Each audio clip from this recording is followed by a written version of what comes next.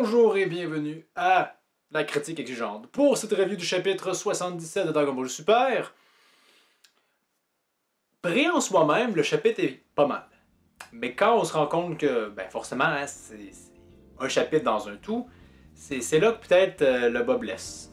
Donc, allons-y avec probablement le plus gros problème à mon avis, et qui peut-être aura une justification dans le futur, c'est que Monato est au courant de tout ça, d'éléments assez importants, et n'a rien dit à Granola.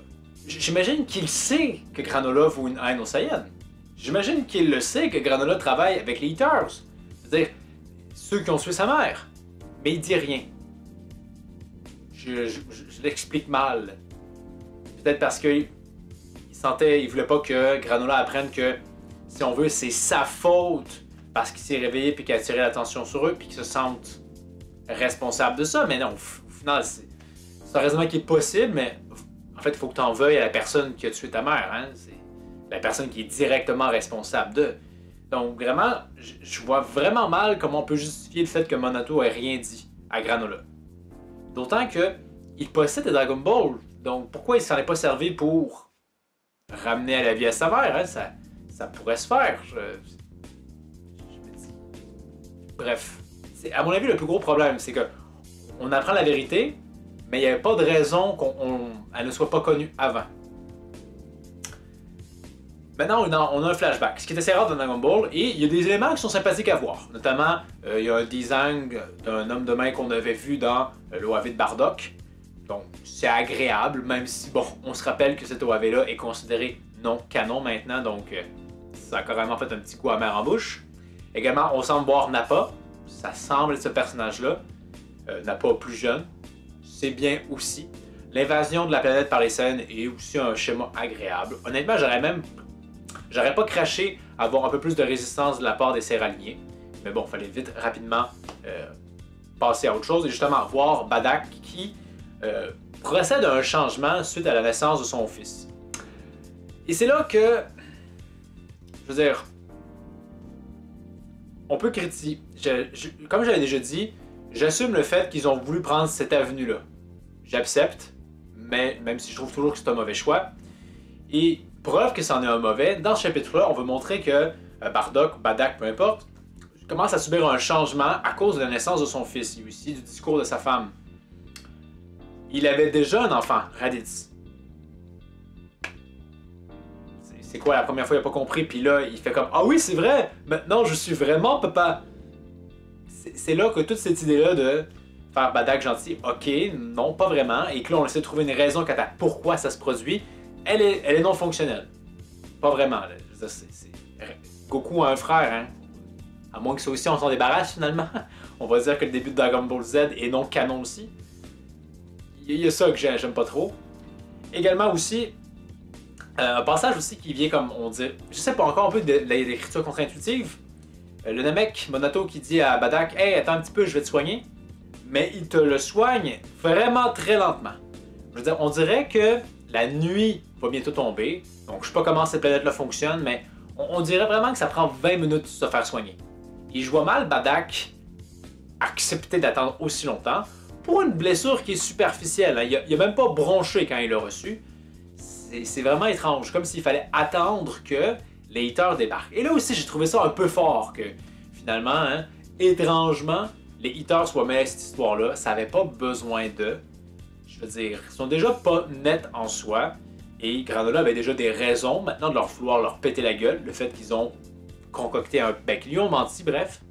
Mais là, au-delà de ça, ils sont responsables de la mort de sa mère. Et encore une fois, je comprends pas pourquoi Monato il a pas dit, mais bon, peu importe. Et là, c'est là qu'on peut se poser la question. Est-ce que les Eaters savaient que Granola était ce petit garçon? En même temps, j'ose croire que oui. C'est facile de faire 1 plus 1. C'est là que c'est bizarre que ça n'ait pas été comme mis de l'avant, surtout qu'on les voit souvent parler entre eux, donc ils n'ont rien à se cacher. Aussi, toujours dans une écriture un peu poussée, Gaz et les autres, c'est pas nouveau que ce soit sur la planète quand même. Mais là, Gaz a comme le même flashback au même moment. Surtout qu'il y a tous les rapports de puissance qu'on comprend mal. Ce qu'on sait pas, c'est vraiment c'est quoi le niveau de Bardock. Il est plus faible que Doria Zabon, ça c'est clair net. Plus faible, j'imagine, qu'un prince Vegeta, il serait adulte maintenant. Et de ce qu'on comprend, c'est que Gaz était moins fort que ce dernier. Alors qu'il semble avoir bloqué l'attaque de Bardak quand même super aisément. On n'a pas vu l'échange, mais de la manière qu'on en parle, Gaz a subi une défaite. Et là encore aussi, c'est étrange, parce que Gaz dit « Ouais, je suis devenu plus fort depuis. » Ok, mais on le sait, toujours quand même, probablement, clairement pas assez fort. Et là, le chef des Hitters, dont j'ai oublié le nom, de dire « Ah oui, c'est clair qu'il est devenu plus fort, mais c'est bien d'avoir une petite police d'assurance en montrant les Dragon Ball. » Attendez, parce que les Dragon Ball, c'est pas votre plan principal. Qu'est-ce qui va se passer? Là-dessus, je suis intrigué. Il leur manque encore une Dragon Ball à trouver. Donc, à quel point nos héros vont glander et rien faire? Je veux dire, je m'ennuie un peu de l'époque de la saga Freezer où nos héros ont l'acuité sensorielle vraiment développée puis qu'ils sentent dès que les commandos Ginyu sont dans l'espace pour arriver. Et là, on le voit, on l'a vu à travers le radar de Bardak, ces gens-là sont pas capables de masquer leur puissance. Donc Goku Vegeta capte pas que il y a des puissances quand même considérables sur cette planète-là, alors qu'il devrait pas en avoir. Ça fait un peu tâche, je trouve. Également, ce qui fait aussi un peu tâche, parce que c'est ça l'affaire. Que Vegeta connaisse, sache que Bardak est le père de Goku. Je m'explique mal comment c'est possible. Bardak faisait pas partie de l'élite, je pense bien. Donc pourquoi Vegeta, jeune prince, sait ça? Le peuple Saiyan devait quand même avoir des milliers d'individus. Donc pourquoi est-ce qu'il savait précisément que, ah oui, Bardak, il existe, et qu'il avait un fils qui s'appelait Kakarot? Je veux dire, il sait ça depuis le début dans ce cas-là, Vegeta. Clairement.